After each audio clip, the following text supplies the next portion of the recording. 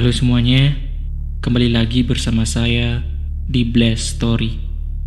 Hari ini saya akan membawakan sebuah cerita kembali dari buku karangan A.S. Sunarwi, yaitu 13 kisah horor di kampus. Cerita hari ini berjudul Mana Kepalaku. Rasanya masih tidak percaya dengan apa yang telah aku alami sendiri ini.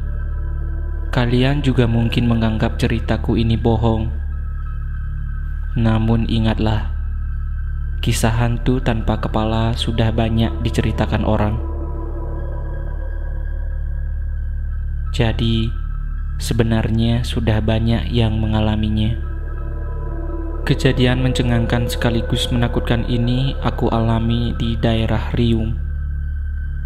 Ketika aku memotong jalan agar lebih cepat sampai tujuan, aku melewati terowongan jembatan Guruminda. Awalnya aku merasa biasa-biasa saja ketika melewatinya. Kupacu motor dengan kecepatan sedang, dan ketika 200 meter mendekati terowongan Guruminda, suasananya tiba-tiba berubah menjadi hangat, yang pada mulanya dingin sekali. Bulu kudukku sontak berdiri semua. Terowongan ini sangat gelap. Tidak ada penerangan lampu sedikit pun, dan jalan hanya diterangi lampu motorku yang redup, dan tidak ada satupun kendaraan yang lewat. Semakin aku memasuki terowongan, semakin panas udara yang aku rasakan.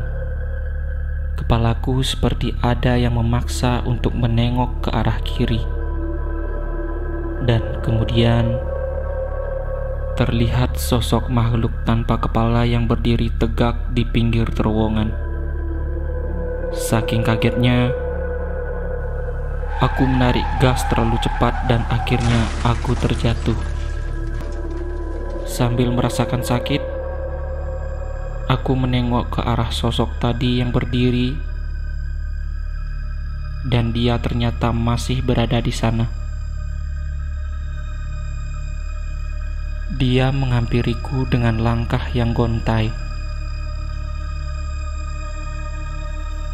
Aku tidak bisa bergerak. Tiba-tiba aku disadarkan oleh seorang laki-laki yang menepuk-nepuk pundakku dan menanyakan apakah aku baik-baik saja. Aku hanya menganggukkan kepala, dan kulihat ke arah sosok tadi. Ternyata dia menghilang. Laki-laki itu menawarkan untuk mengantarkan aku, namun aku menolaknya dan berusaha untuk mengendarai motorku sendiri.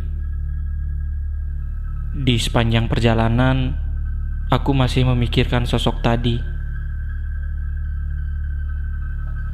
Dan sesampainya di tempat aku menginap, aku berwudu dan sholat agar melegakan pikiranku. Setelah sholat, aku akhirnya tertidur. Dan tiba-tiba, aku melihat sosok manusia tanpa kepala yang berlumuran darah dari lehernya, sedang berdiri di pojok ruangan kamar. Dia menulis dengan darahnya ke dinding, "Tolong temukan kepalaku."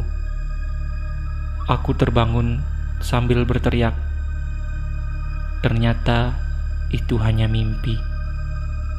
Tubuhku dipenuhi keringat dingin karena aku takut bermimpi sosok tadi.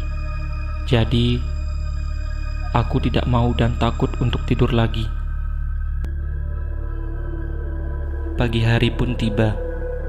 Kubaca koran harian, dan betapa terkagetnya aku. Ternyata kemarin sekitar pukul 4 sore ada seseorang yang tertabrak kereta hingga kepalanya putus di jalan Guruminda. Jadi, hantu yang kemarin aku lihat, apakah arwah dari orang ini? Setelah kejadian tersebut, selama 3 hari aku selalu didatangi oleh makhluk itu, yang dimana selama aku sedang sendirian, entah itu di kamar, di mimpi, dan di tempat lain yang selalu didatangi oleh makhluk itu. Karena tidak tahan lagi, aku memutuskan untuk pulang lebih awal. Padahal rencananya aku menetap seminggu di sini. Namun, dikarenakan dihantui rasa takut, aku memutuskan untuk pulang lebih awal.